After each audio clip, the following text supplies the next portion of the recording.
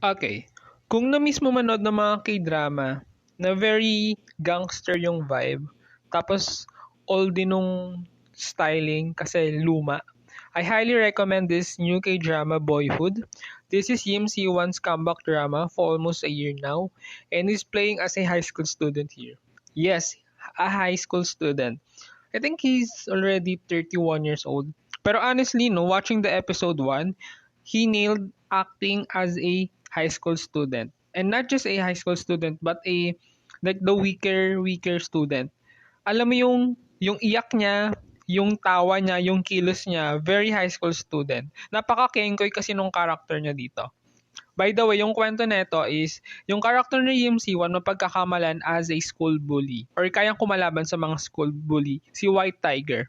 So parang magiging gangster siya dito. Kaya ganito yung poster um, nung, nung series.